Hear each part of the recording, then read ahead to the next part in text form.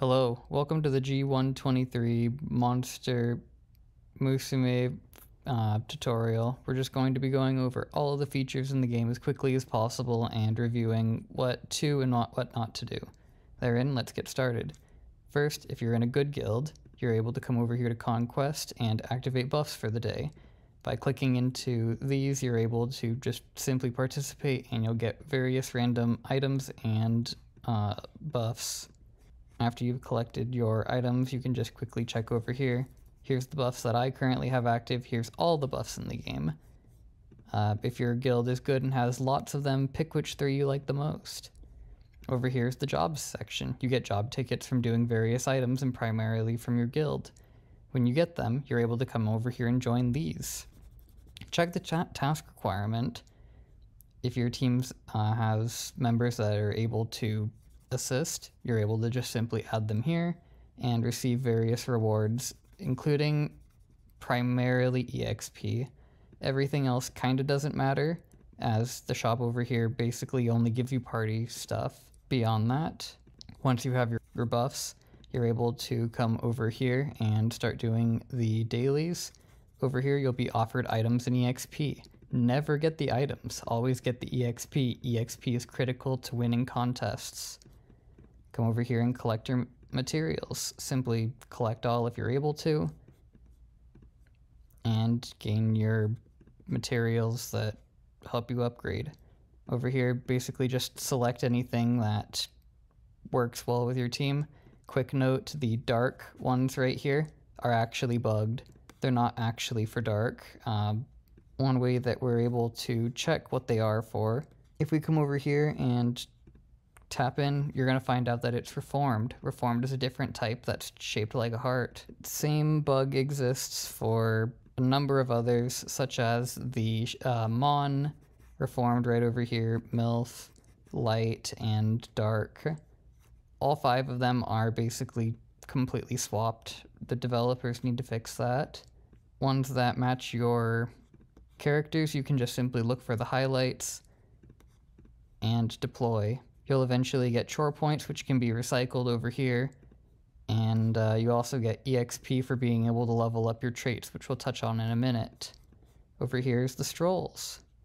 Strolling is very valuable. You're able to just simply click a button, get about a 50% chance of items and another 50% chance for charm.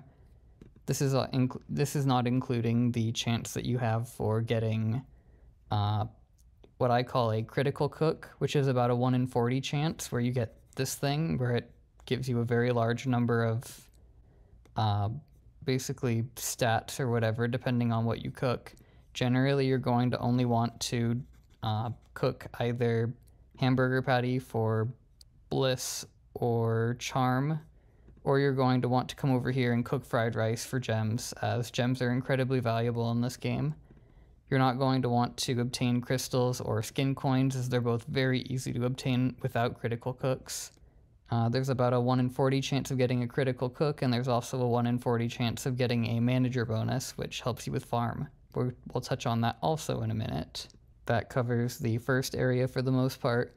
Just come over here, collect your stuff, and if you happen to have this item up here in the top left, you're able to select one of these characters and get items.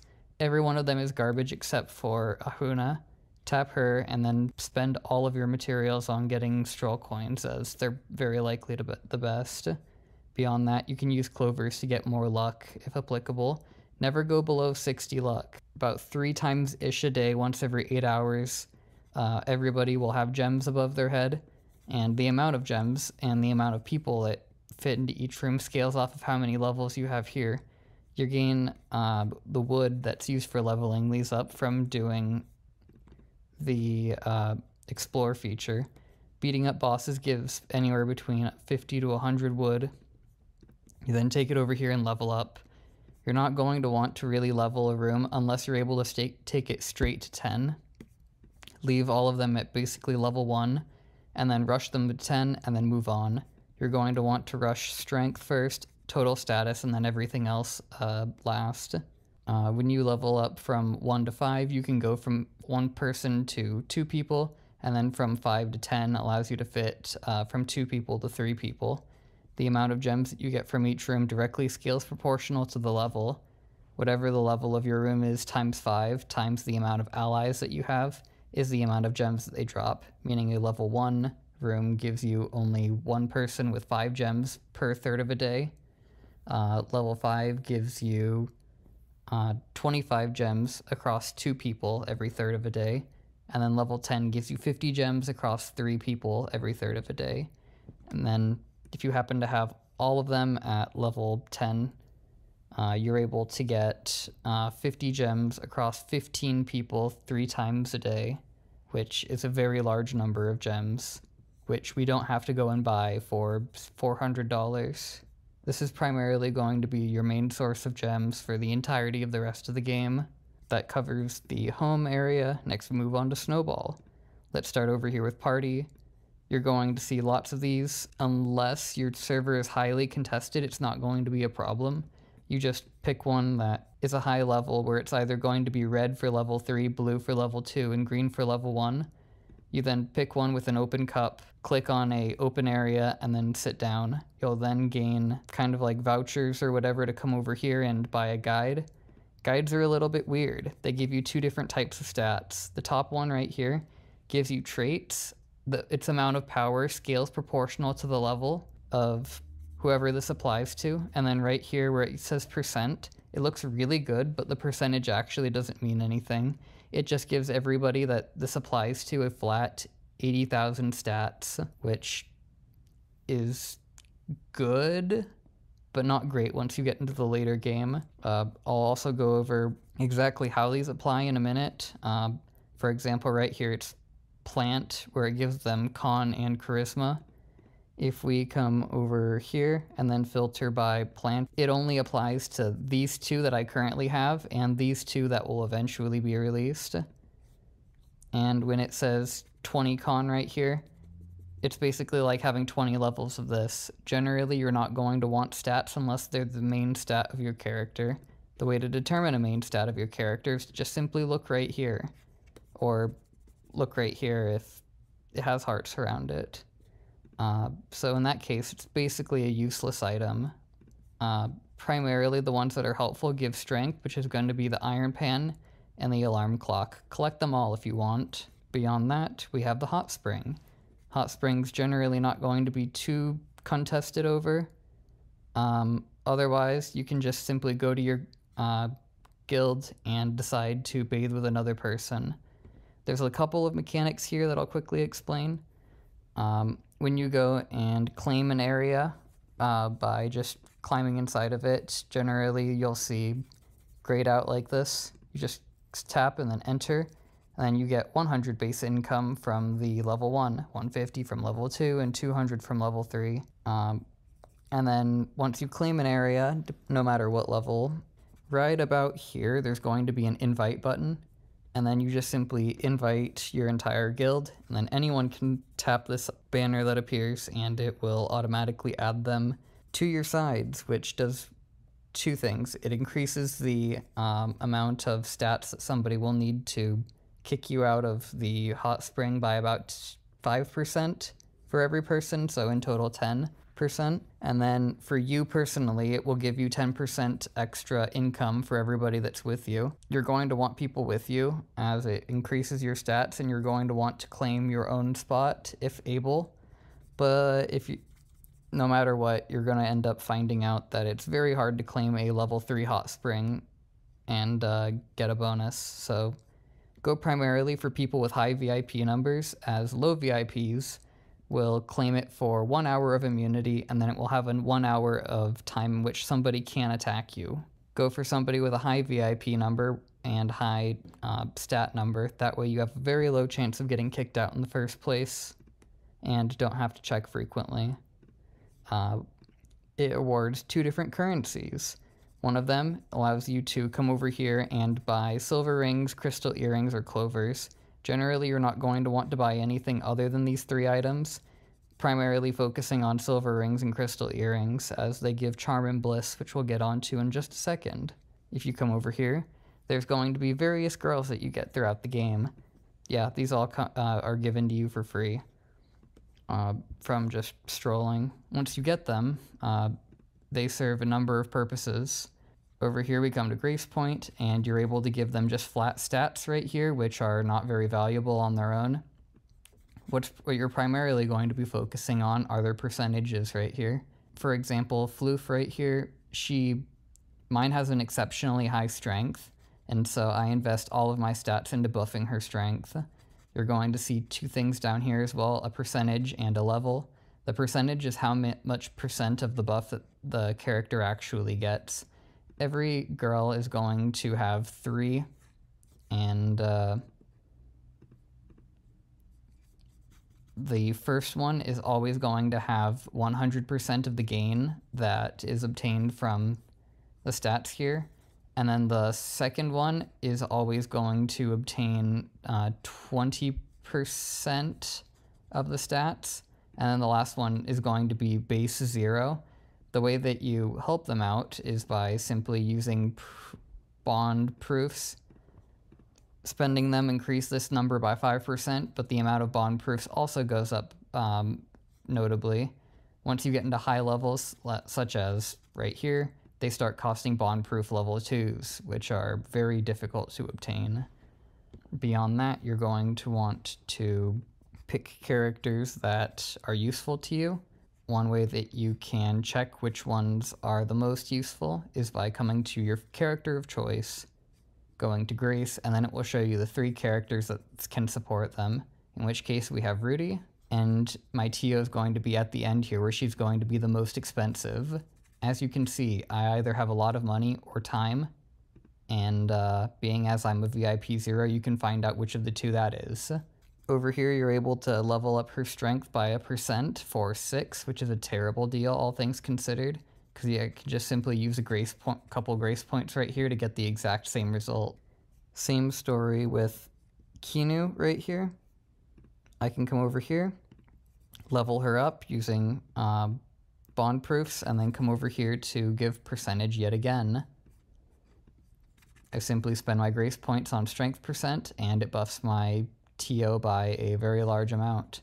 Returning to the girls, you level them with grace points, which are obtained by using random date right here. Generally, you're not going to gain much of the bonus until you start reaching the very high levels of girls with very, very high charms and bliss.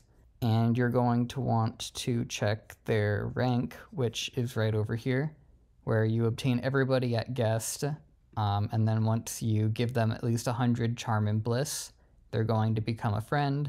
200 for friend 2, 300 of both for close friend 2, and interest all the way up to interested at 1,000. At the very, very top, we have 60,000, which is going to take forever for anyone to achieve. The way that you level charm and bliss are through the rings and necklaces right here, which each respectively level charm for these 2 and bliss for these 2. Blue gives 1 and red grants 2. Once you get a character to the respective amount of charm and bliss, you click on rank and then come over here to promote them. What promoting does is it allows you to get better farm girls, which will also be touched on later in a minute. You get farm girls from going to Stroll, and then you randomly get a girl that's found and then taken to the farm, which can be then leveled and exchanged for greater stats later on. Once you get grace points by performing VGR or whatever from earlier, you're able to come over here and level their abilities, which then levels these 3 up here. Generally, unless at least one of the top 3 up here is useful to you, you're not going to want to spend much of any time over here at all. So focus primarily on the girls that help your main girls. Over here is the farming area where, as I had mentioned before, you can find girls and then just hit raise all and then tap, and then you sit here and wait for it to finish. You gain stats off of leveling these girls, and it's not a very large amount, but it stacks up once you start getting into the higher levels of friendship in the previous area. Once a character levels up, they can start finding level 15, 20, or even in this case 25 girls. Once they reach maximum level, you can come over here and trade.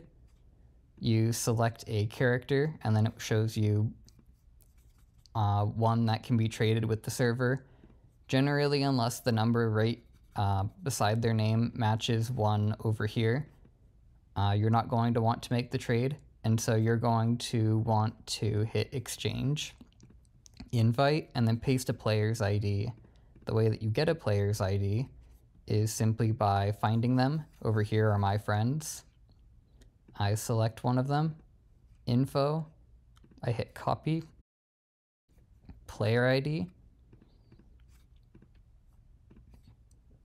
I select the character that I want to send to them, I hit invite, paste their player ID, and hit OK. It then gives me three options where I can either send it to them for free, where they get 100% of my character's stats, and I get 100% of theirs, which is nice. Or I can do a gem or letter exchange. You're never going to want to do a gem exchange. At most, you're going to want to do a letter exchange. It gives the other person 50% more of your girl's stats, which helps to improve the allure of your trade, as generally people aren't going to want to trade with you unless their stats are similar to yours, as they'd be giving you free stats otherwise, or likewise you would be giving them free stats. Only trade with people that you trust. These stats then go directly to your character and appear down here, which means that strength girls are generally the best, as 90% of the game revolves around strength and the other 10% the other three stats, which is a good segue into the next section. You're going to want to pick 3 girls with stats that are corresponding to the 4 stats of the game. You're going to want a strength, a charisma, eco, and constitution. Strength is useful for 90% of the game, and TO is very likely the best Mon girl for the game. You get Mon coins from either pre-registering for the game, in which case they should be inside your mailbox at the very bottom. Then you come over to the right here, hit Mon, and then select your favorite character. Or if you want the most optimal, it's TO. Once you have selected one of every type, you will want to start investing in them. There's various types of ways to invest in them other than just simply leveling them, such as the traits and potions. There's 6 different types of potions in the game. There's mystery potions, chaos potions, and then one for every type of stat in the game. For your strength, you're going to want to feed them all strength potions, chaos potions, and mystery potions. For all of the other ones, you're going to want to give them whatever their corresponding stat is. For example, IL's here loves Constitution. Therefore, we give her Constitution potions. Beyond just potions and leveling, we also have traits.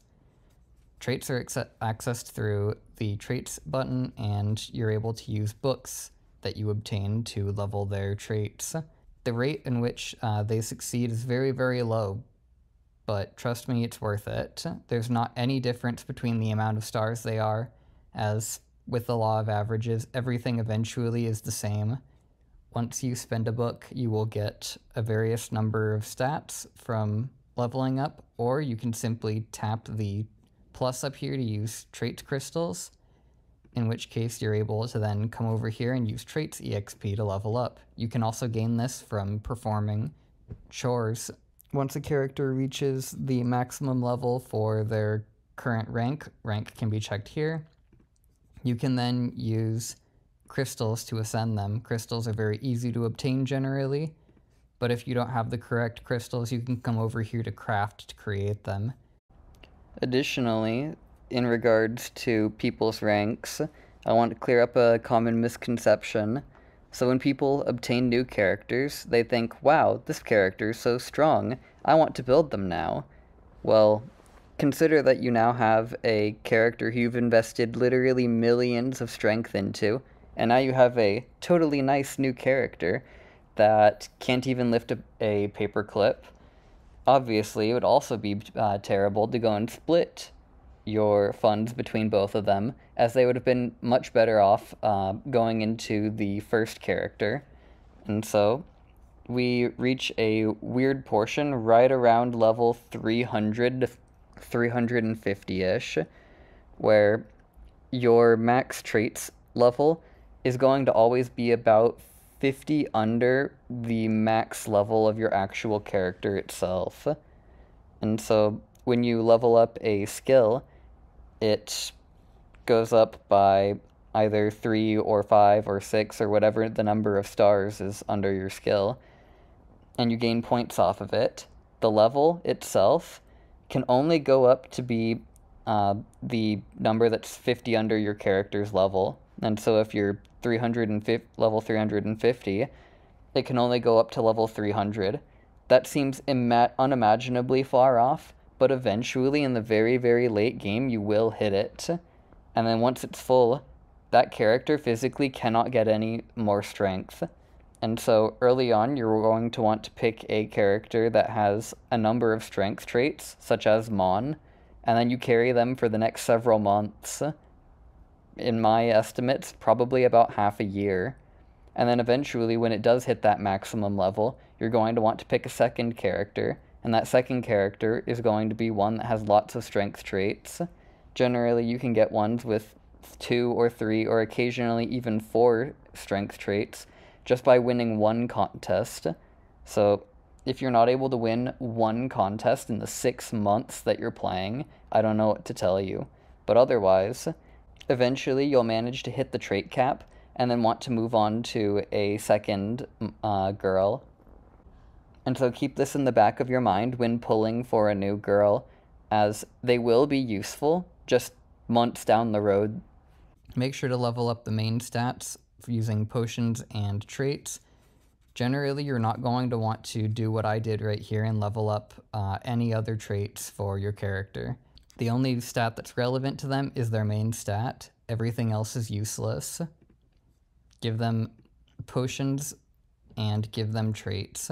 The only exception is the goblin here, as you might end up with multiple instances of her skin, and when she obtains multiple instances of her skin, she will gain a very large amount of attack, which makes her a sub-DPS for some reason.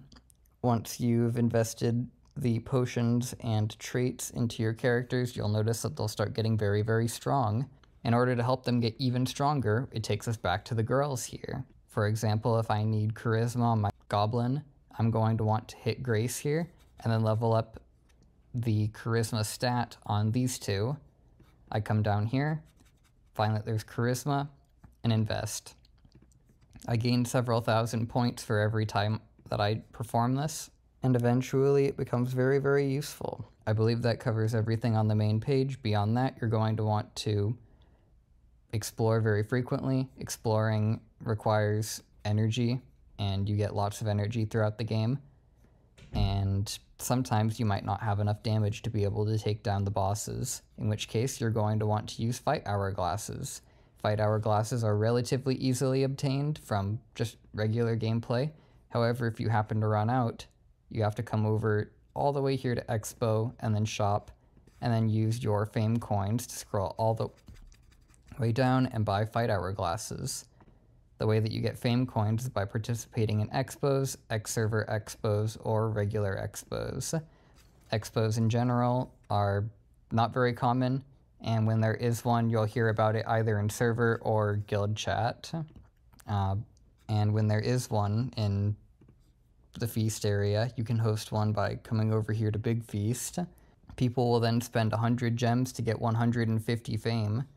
That 150 fame can be used primarily to buy skin coins or fight hourglasses. Beyond that, there's not much use. The forest over here, its primary role is to just simply be a sponge for DPS. Rampage is one where it requires you to have a number of characters that can deal damage. Generally, it's not going to be very easy for you in the early game. Same thing with the Defeat the Giant Tree, where you fight a tree with literally billions of health, and whoever performs the last hit gains some gems, and everybody gains EXP depending on how much damage they dealt. There's not a whole lot of interesting things over here. Depending on how hard you punch the tree, you then can come over here and collect Ki, which is also helpful for upgrading TO. Once you collect 50 of them, you can come over here, select Ki wherever she is here, and then take all 50 pieces and then turn her into a girl once again, and then you recruit her. Beyond that, we have guild. Depending on if your guild is a level 3 or not, you can participate in rock, paper, scissors. You obtain 5 chances per day to be able to do rock, paper, scissors. You then come over here, select a bag, select your strongest 5 girls, and then gain some bliss and charm. Generally, people can only help unlock your bag about 5 times, and then once you unlock the bag cumulatively across the guild 5 times, you will receive a mail with 800 gems inside of it. Beyond that, we have contribution, where you can contribute gems to your guild for guild EXP, and then it also awards the guild funds, which can be used to start raids. Generally, this is only going to be something that the guild leader or deputy worries about. Beyond that, there's the guild task, where it will tell you exactly what you need to do, and once the guild cumulatively works towards completing goals, you'll receive various items. There's downtown, which is likely the most complicated portion. When performing downtown tasks, you need to have action points. Action points are obtained by finding a seat, and there is a very large number of seats. Generally, people will fight over the top about 50 very frequently, so you're going to want to find a spot that is either a level 3 or a level 2, and then if you click on various seats, it will do one of 2 things. It will either show you the person that occupies it, or suddenly decide to be empty. If it's empty, you can take the spot, or if it has a person in it, you can negotiate with them for the seat depending on how powerful you are. Generally, I'm going to recommend finding a open seat, remembering where it is, and then sitting there. Occasionally, another player will take your seat, in which case you'll notice that the action point recovery speed drops from 60 to 10. You're going to want to go to the exact same seat and then sit down there again. Maintaining control over your seat is crucial to being able to reliably have a seat. Otherwise, you'll have another person do the exact same and repeatedly kick you out of their seat again. You're going to want to look for seats that either on the left or the right, depending on what you like. For the record, the ones on the left are terrible, as the items awarded are museum souvenirs, which grant ally trait EXP. It's very easy to obtain, and so it's not worth spending a significant amount of time over here. And it's random, and so you're not able to focus your trait EXP onto anyone. However, on the right here, you're able to obtain art gallery postcards, which give a lot of grace points, especially early on. This allows you to get a lot of levels very quickly, and it has a chance for giving you charm or bliss. Generally, the chances of obtaining a charm or bliss are relatively high. About 1 in 5 are going to award a grace, and 1 in 5 are going to award a bliss. This means that if you want to, let's say, raise at least your charm by 100, you're going to need 1,000 postcards, and you'll also, as a byproduct, gain 100 bliss. In order to be able to obtain these items, you're going to need to find an open seat. As you probably saw before, there's either going to be ones that are expired, they refresh at the end of every day, or 6 if you're in the Western United States. When you find one that's empty, blacked out as so, you're able to take it without much conflict. You're not going to want to fight over a seat, as fighting over a seat neither helps you nor the person that you're fighting, as the seat can only be claimed for a maximum of 12 hours, and so if you take one that only has an hour left, you only gain about an hour worth of benefit. Additionally, you do gain half of what the other person had obtained and didn't collect, And so in order to dissuade people from taking your seat, make sure to come over here to exhibit info and then regularly collect, so that way other people can't gain much benefit from you. You gain 2 items from participating in claiming a seat on the right or the left. You gain either the respective item for whatever kind of seat you had claimed, and you also gain whatever these coins are. I downcount coins. All of the items here are generally not going to be helpful. You're going to want to put everything into Cat Sith here, which is very easy to obtain. Once you obtain him, you can construct him the exact same way that you had constructed Key earlier from the forest. Beyond that, there's rank, where you just simply click like and then look at who is cool. Generally, it's going to end up being me. Other times, you're going to want to use it to find good guilds to join. Don't be like this guild. Be kind to your teammates. Beyond that, there's Conquest, which we had just talked about, Skin Shop, and Mon HQ. Mon HQ relates to what we were talking about earlier, where you select your main of each stat, assign them, and then just simply run through each one of these and obtain Chaos Potions, which will go into your Strength character, as we had mentioned before. You'll also be able to gain diamonds, a very, very small amount. So generally, don't worry too much about Mon HQ, as the rewards are way too low for investing a large amount of time in worrying about it. The Skin Shop looks like it has 2 options, the Shopkeeper's Collection and the Trendy Fashion. But there's actually a third option. If you click the computer in the top right, you have access to spending your skin coins. The game tries to get you to purchase skin coins for 500 diamonds each, but this is a giant scam. You can obtain skin coins for much easier via the Fame in the Expo area. If you simply use 100 diamonds to participate in a feast, you'll get 150 Fame. 100 Fame can be used to buy 1 skin coin. That means that it's roughly 65 gems for every skin coin that you obtain, or you can get them from events. Currently, there is an event known as the Baking event. You gain lots and lots of points from it. Everybody wants to obtain Sophia, right? However, it would take 200,000 of these points to be able to obtain her.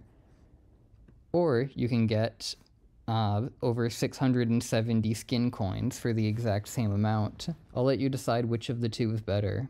You then take your skin coins and use them in the ×11 on the bottom right here as to gain an extra use, but for the sake of the video, we're going to only use 1. You gain various items, such as trait upgrade cards, food items, which can be used in the cooking area, or skin blueprint items. When you gain 50 of these, you're able to then get a skin.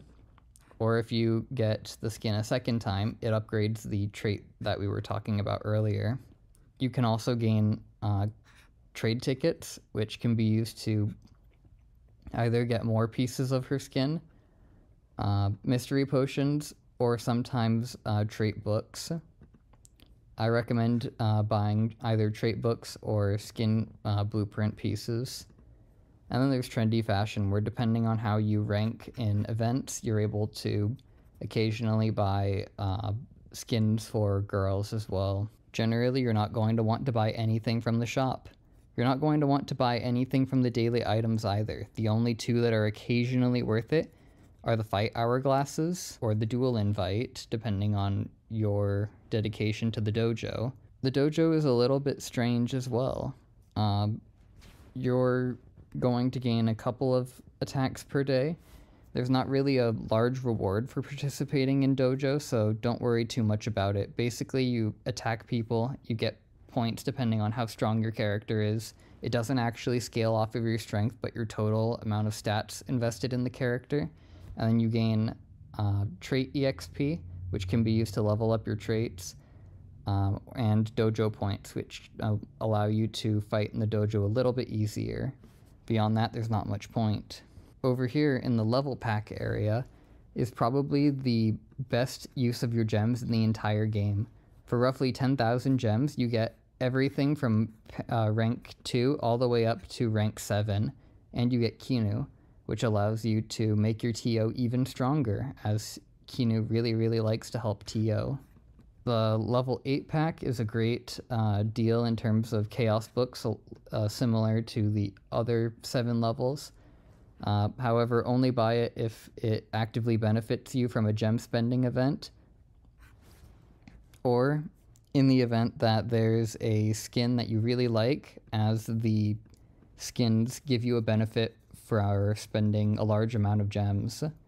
Beyond that, you're going to want to occasionally go through your entire inventory, reading what each item does. You're going to find items that help either everybody or one single character at a time. If you find potions, make sure to go into the ally menu and allocate them depending on their stat. Or you're going to find weird ones. Feel free to ask a more veteran player about what each item does, or just simply click on it, read, and then use your brain. Lastly, there's the exchange program, where you get a slight benefit towards being able to obtain the girl if you complete the tasks outlined on the left here. They don't expire between each girl event, so feel free to hoard them. And by feel free to hoard them, I mean you're required to hoard them, as it takes roughly around 60,000 gems worth of pulls, otherwise known as roughly 200 pulls, in order to be able to obtain a girl. In order to be able to perform 200 pulls, you need to have either 60,000 gems or 200 of the lottery tickets here. You can supplement your gem spending with lottery tickets as well. Only pull on banners when you know for a fact that you can obtain the girl, which is roughly around 60,000 gems. Occasionally you can get really unlucky. If you get really unlucky, it can require up to 90,000 gems. The way to determine if a girl is right for you is to simply exit out, find them in the girl menu,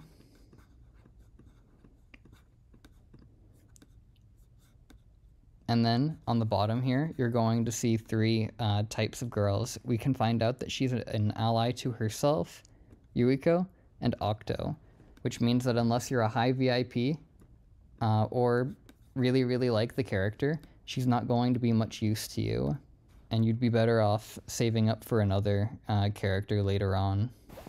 Finally, there's the MILF class of girls. Generally, these girls are very difficult to obtain, as they require you to find 10 MILF albums, or, in a very rare exception, there are occasionally girls that have the same character type and gain benefits from being a MILF, as when you obtain one, it grants a +10 to the strength and charisma of every one of them. And so if you have 5 of them, it's a +50 to the strength and charisma of all 5 of them. Generally, you're only able to obtain these if you do very well in contests, so don't worry too terribly much about it, though definitely do worry about your ranking. If you have any questions, come over to the Monster Musume Discord.